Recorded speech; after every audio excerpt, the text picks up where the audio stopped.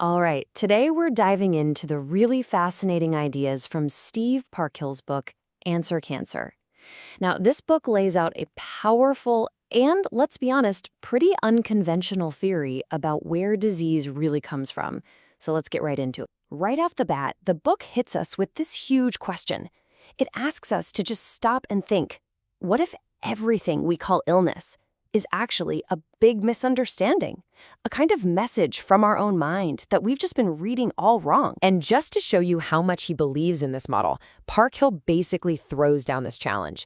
He's not just floating a theory, he's saying, let's put it to the test.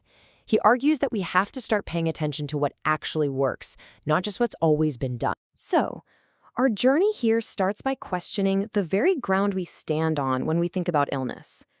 The whole idea is that we need to look way beyond just the physical stuff. You know, it starts with this ancient idea from Hippocrates that our bodies are naturally wired to be healthy. They're self-correcting. But when things go wrong, conventional medicine usually looks for something physical or external.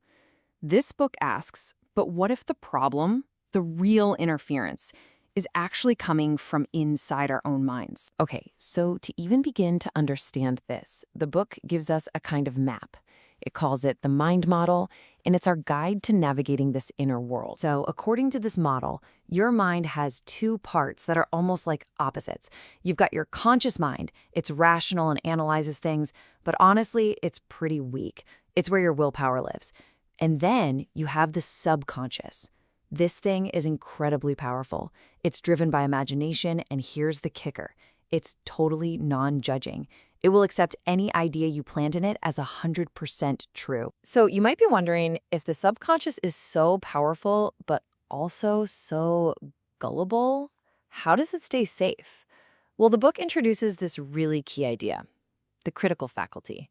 The best way to think about it is like a security guard, a gatekeeper that stands right between the outside world and your powerful inner mind. And here's how that gatekeeper does its job. Every time a new idea comes along, it holds it up and compares it to the beliefs you already have.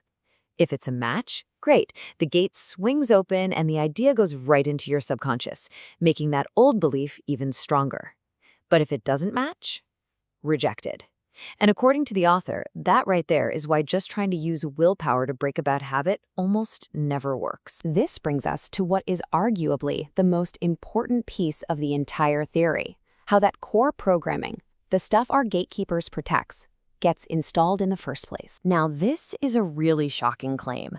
The book suggests that our deepest, most fundamental beliefs about who we are, about what the world is like, the very beliefs our critical faculty will spend the rest of our lives defending, are all set in stone when we are incredibly young and vulnerable. The logic here is that a baby's mind is like a completely blank slate.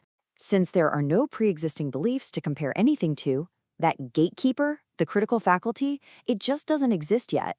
So that means the very first things we experience, the first impressions, they don't get filtered. They go straight into the subconscious and become our foundational truth. To really help us picture this, the book uses this brilliant analogy.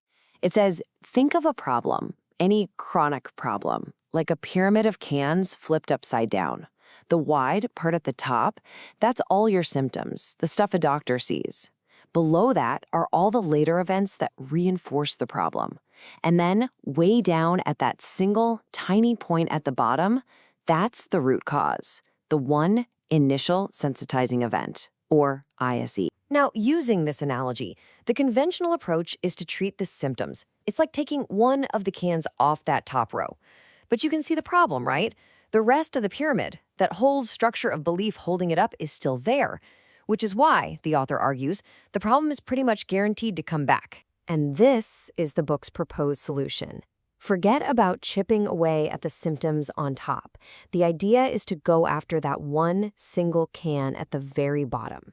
You identify and you resolve that one initial sensitizing event, and the claim is the entire structure that's supporting the illness just collapses. Okay, so if the mission is to find that one can at the bottom of the pyramid, how on earth do you do that? Well, the book lays out a very specific path for getting to and resolving these deep root causes. The number one tool for this job is hypnosis. But, and this is super important, it's defined in a very specific way here. We're not talking about clucking like a chicken or losing control. It's just a technique to safely and intentionally get past that gatekeeper, the critical faculty, so you can actually get access to the subconscious programming. So once that gate is open, the process follows 4 pretty clear steps. First, you bypass the gatekeeper. Second, you actually focus on the symptom or the bad feeling to give the subconscious a clear target.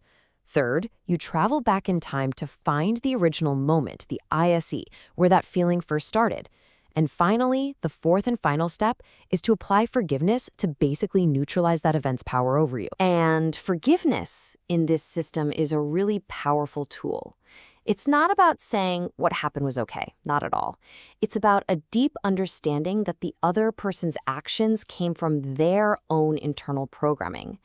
And the book argues that when you truly understand that, you cut the emotional cord to the event and you set yourself free. So as we start to pull all these threads together, the book's main philosophy gets crystal clear.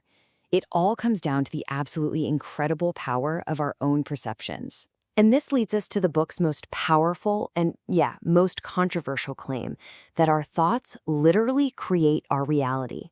Parkhill argues that our subconscious programs are like the architectural blueprints for our body and our life. If a program calls for punishment, he suggests the body will manifest illness. If it calls for health and happiness, it will manifest that instead. So ultimately, the final message here is all about empowerment. The idea is that we are not just victims of our genes or of bad luck. We actually have the power to change our physical reality by finding the courage to go inside and rewrite the stories that are running the show. And we'll end on this one last line from the book that really sticks with you. It kind of leaves us with a huge question to think about. What invisible programs might be running our lives? And what would it even feel like to finally be set free from them?